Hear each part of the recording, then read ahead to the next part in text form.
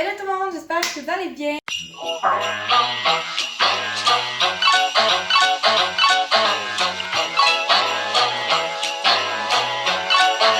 On se retrouve aujourd'hui dans une nouvelle vidéo dans ma cuisine. Je pense que c'est la première fois que je vous filme ici. Vous vous demandez peut-être pourquoi je suis pas dans ma chambre comme d'habitude. Dans le fond, c'est parce que aujourd'hui, toujours dans mes vidéos de temps des fêtes, j'ai envie de faire avec vous ma recette de biscuits de Noël que je fais à chaque année maintenant. Ça doit faire 2-3 ans que j'ai commencé à la faire, puis c'est une recette qui est bien appréciée chez moi, donc je le refais à chaque année parce que malgré le fait que dans ma famille, c'est pas vraiment du monde qui aime beaucoup le sucre, ces biscuits-là, ils les aiment beaucoup, puis habituellement, ils partent quand même assez rapidement. Donc je me suis dit qu'on allait les faire ensemble. La recette ne vient pas de moi, mais elle sera en barre d'infos. Donc, si c'est une qui vous intéresse, si vous voulez me voir faire des biscuits de Noël, je vous invite à passer à la suite. C'est parti! À la base, je voulais faire une vidéo recette pompette, mais dû au confinement et au fait que je n'ai pas le droit de recevoir d'amis chez nous, j'avais personne avec qui boire. Puis je me suis dit, je vais pas boire toute seule parce que c'est un peu triste. Alors, on va se faire une recette bien normale, bien simple, dans mon état habituel. Mais promis, c'est remis à plus tard. Un jour sur cette chaîne, il va y avoir une recette pompette. J'adore cuisiner, c'est pas quelque chose que je parle beaucoup sur la chaîne, mais c'est quelque chose que j'aime faire. Première étape, ça va être d'ouvrir le livre de recettes. Donc pour ma part, c'est le livre Ricardo, nos meilleurs biscuits, que j'avais reçu dans mon cours de cuisine à Calixa-la-Vallée, à mon école secondaire. Puis je l'ai gardé, puis il est vraiment pratique. Il y a vraiment plein de recettes de biscuits, toutes sortes, salés, sucrés. Il y a même une recette de comme des whippets. Chocolat, vanille, tout ce que vous voulez, des biscuits de Noël, il y en a de tout ça, il y a même des biscuits qui, comme tu peux mettre du lait dedans, là, fait que ça fait comme un biscuit en verre, c'est vraiment très nice. Aujourd'hui, la recette qu'on fait, c'est les biscuits craquants aux brisures de chocolat. C'est pas une recette qui est compliquée à faire, c'est quand même simple, ça prend pas beaucoup d'ingrédients. Et donc, on passe à cette étape où est-ce que je vous dis les ingrédients qu'il va vous falloir pour réaliser des biscuits de Noël. Il va donc falloir de la farine, du bicarbonate de soude, de la vanille, du lait, de la margarine, du sel et bien sûr, puisqu'on fait des biscuits aux pépites de chocolat, des pépites de chocolat ou comme dans mon cas, pour faire festif, moi j'ai choisi des M&M's spécial Noël. Dans le fond, c'est ces sachets-là qui se présentent comme ceci. J'ai choisi ceux au chocolat au lait, donc pas d'arachide, parce que je me suis dit que ça serait aussi plus simple à cuisiner pour la recette, parce que là, je change un petit affaire, puis on sait qu'en pâtisserie, quand on change trop de choses, c'est comme en sciences ou en mathématiques, ça foire toute la recette. Donc, j'ai juste changé ça pour des brisures de chocolat à la place. Et assez difficile à trouver dans mon cas. Je vous dirais que la seule place que j'en ai vue, c'est chez Walmart. Puis c'est là que je les ai achetés. J'ai acheté 4 paquets pour être sûre. Ça m'a coûté 20$ de M&M. Parce que j'ai fait d'un Rama, Jean Coutu, ma mère elle a fait un maxi ou un super C. Puis c'était introuvable ailleurs. On va commencer à cuisiner. Donc, première étape. Là, je vais lire en même temps là, pour être sûre de ne pas faire d'erreur parce que le but c'est quand même que ce soit mangeable à la toute fin. Bon, eux ils disent de tout de suite commencer à comme mettre du papier parchemin dans nos plaques, mais on le fera, moi je vais le faire à la fin. Mais par contre, ça dit de préchauffer le four à 180 degrés ou 350 Fahrenheit. Donc c'est ce que je vais faire à l'instant. On commence par mettre notre farine dans notre bol. Le bicarbonate de soude. C'est vraiment des tout petites quantités. On a une belle patate qui vient faire coucou. Mais on la met pas dans notre recette. Et après ça, on met notre sel. Il disait une pincée de sel, fait qu'on est versé à l'œil. C'était pas comme hyper précis, genre une cuillère à thé, une demi-cuillère à thé. C'était une pincée de sel. Fait que c'est ça que j'ai mis. Et ensuite, ben, on mélange nos ingrédients secs. C'est pas mal tout le temps similaire pour de la pâte à biscuits, je vous dirais. C'est tout le temps comme les ingrédients secs d'un bord. Après ça, tu mets tes ingrédients mouillés. Puis t'incorpores tes ingrédients secs dans tes ingrédients mouillés. C'est comme pas mal tout le temps les mêmes bases, me semble-t-il. J'y étais avec une maryse pour mélanger bien simple. Ici, la Marie du montage, j'ai oublié de vous filmer une toute petite étape là, très simple qui prend 2 secondes à faire, mais que je voulais quand même vous mentionner parce que ça peut comme muffer la recette si vous le faites pas puis que ben, vous avez le goût de la faire. Dans le fond, après avoir mélangé vos ingrédients secs dans un petit bol, dans un plus grand, vous mettez votre beurre ou margarine comme dans mon cas et votre sucre et vous le fouettez à l'aide d'un batteur électrique. Ça va faire comme des petits grumeaux, mais ça me semble, je vais le mentionner là, dans pas très longtemps. Alors, je vous laisse retourner à la recette. Un coup qu'on a notre margarine beurre bien mélangée à notre sucre, fait qu'on a comme des petits morceaux, ça a quasiment de l'air genre du fromage. On vient ajouter notre lait. Ça en prend vraiment pas beaucoup, là, c'est genre 3 cuillères à soupe. Je me rappelle pas si je vous l'ai dit, mais la recette, il me semble que oui, je vous l'ai dit, mais la recette va être en barre d'infos, c'est sûr et certain. Et on incorpore aussi notre vanille. Et là, ben, on refouette tout ça ensemble jusqu'à avoir quelque chose de homogène et bien lisse.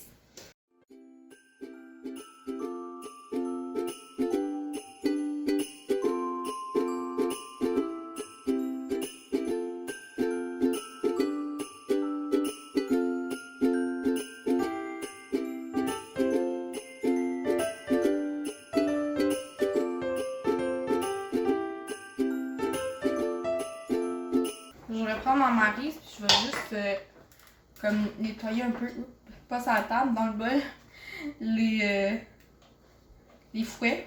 C'est le même qu'on appelle ça, me semble.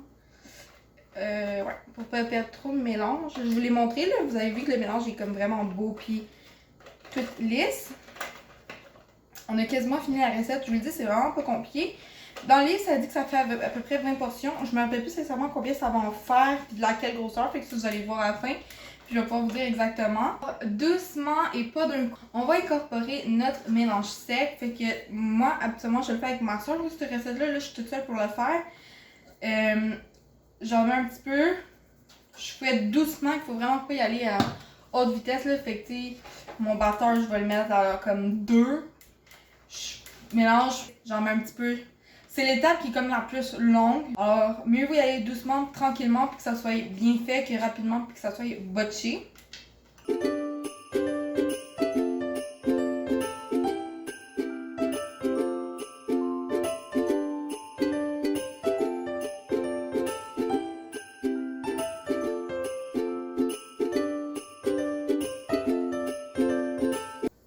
Vous allez voir qu'au fur et à mesure que vous incorporez là, la pâte, elle épaissit vraiment, ben, la texture.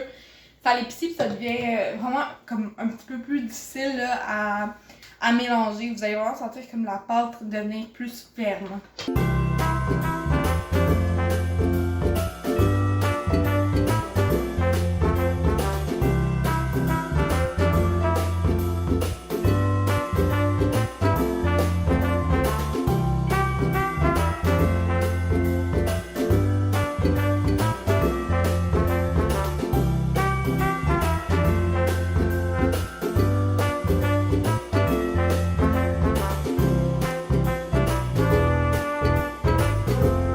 Truc qui peut être pratique à faire, là, vous reprenez votre maryse puis vous comme baissez de votre bol les ingrédients secs à la pâte pour pas rien oublier. Puis un autre petit truc qui peut être bien utile, moi je trouve, c'est de, quand vous venez avec votre batteur, commencez par faire des petits ronds au milieu, puis agrandissez vos ronds vers l'extérieur. Puis vous commencez vers l'intérieur, vers l'extérieur.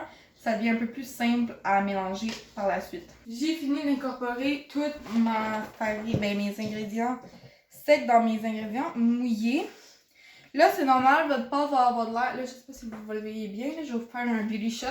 De l'air comme au début, là, des petits morceaux. Mais inquiétez-vous pas, ça colle. Si vous essayez, là, vous les mettez ensemble, vous allez voir, c'est comme ça colle.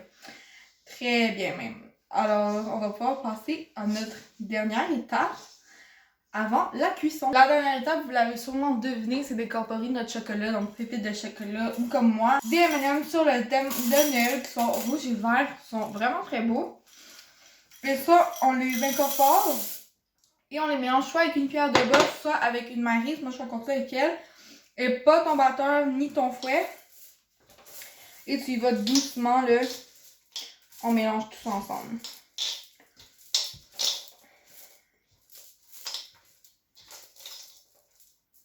Un coup que notre mélange est tout beau, bien fait et fini, je vais pouvoir sortir ma plaque et mettre papier parchemin dessus, faire mes boules et ensuite ben, on enfourne, on laisse cuire 20-15 minutes, je suis pas sûre. 15 minutes, mais ça dépend tout le temps de chaque four. Pour ceux qui connaissent pas le truc pour savoir si ta pâtisserie elle est prête, tu prends un cure-dent ou une fourchette et tu fais juste comme glisser dans ton biscuit ou peu importe ta pâtisserie et tu le ressors d'un coup. S'il y a de la pâte encore dessus, c'est que c'est pas cuit. S'il y a pas de pâte, c'est que c'est cuit et tu peux les sortir parce que le but c'est que ce soit bien doré et croustillant à l'extérieur, mais moelleux à l'intérieur. C'est ça qui va faire que ça va être délicieux. Ouverture censée être satisfaisante. Mais qu'il l'est pas. Je vais devoir envoyer ces affaires-là. Bon. Ok.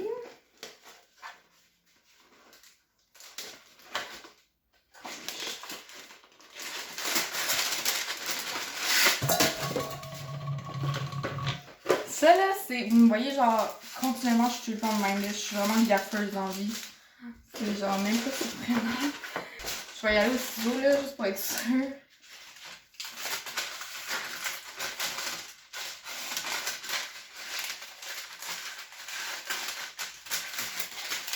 Et voilà! J'ai réussi. Au moins là, mon papier parchemin est bien installé. Eux, ils disent de prendre une cuillère à crème glacée, mais je veux pas faire des trop grosses boules. Je préfère faire des petits biscuits. Fait que je vais y aller avec 2 cuillères. Fait que t'en prends une, tu prends la pâte, l'autre tu glisses, puis tu fais plein de petites boules. Faut pas les mettre trop collés, parce que si vous les mettez vraiment comme trop collés, les biscuits, ça gonfle puis ça élargit, fait que là, ils vont tout pogner ensemble. Fait que laissez quand même un certain espace entre chaque petite boule. J'ai changé ma technique, là. Je vais avec les mains, c'est comme plus simple pour faire des belles boules. Je vous montre un peu. Voilà la première boule de biscuit. Après ça, tu peux l'aplatir un peu, mais je trouve qu'il se défend.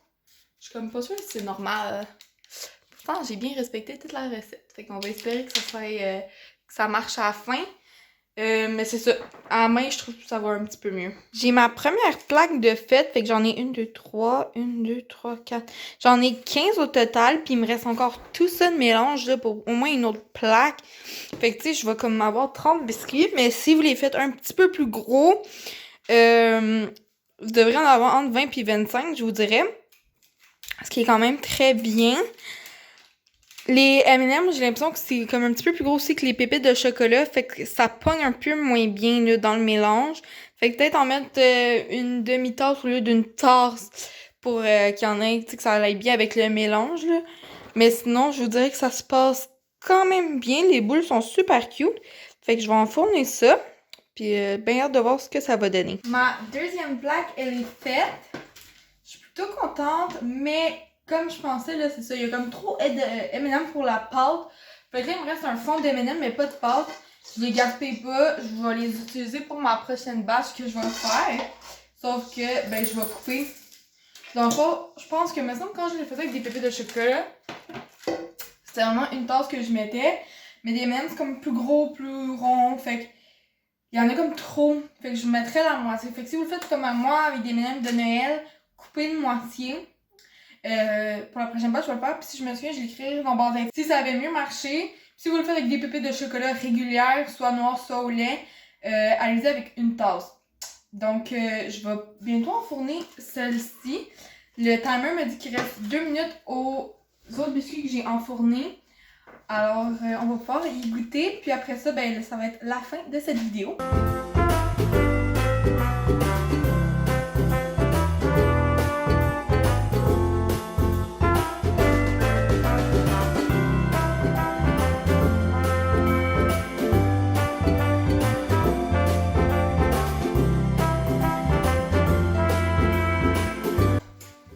C'est le temps de la révélation.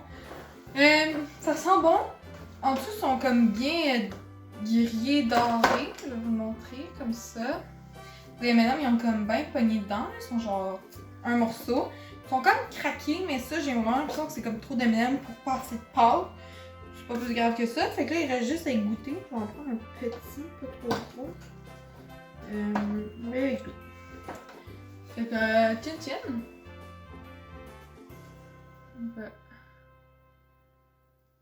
Ouh. Ils ont de l'air moelleux à l'intérieur.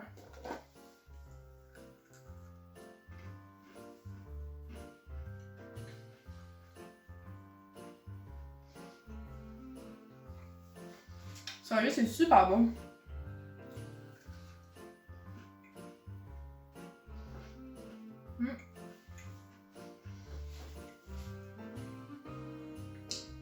Je les ai laissés un 5 minutes de plus, fait 20 minutes.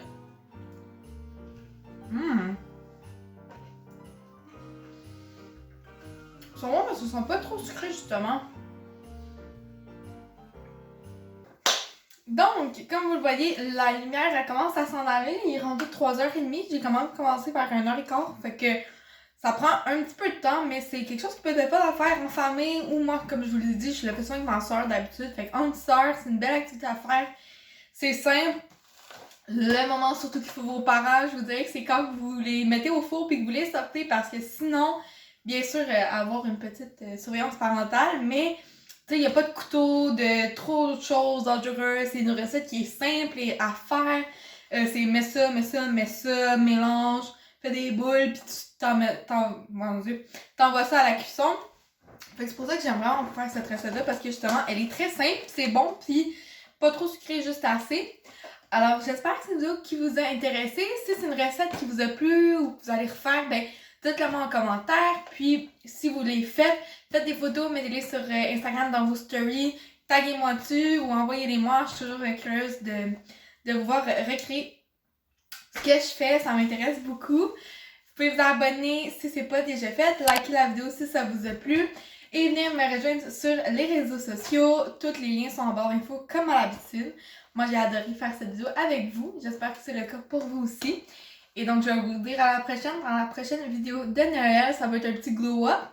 Alors, je vous dis à la prochaine. Je vous fais plein de gros bisous. Ciao!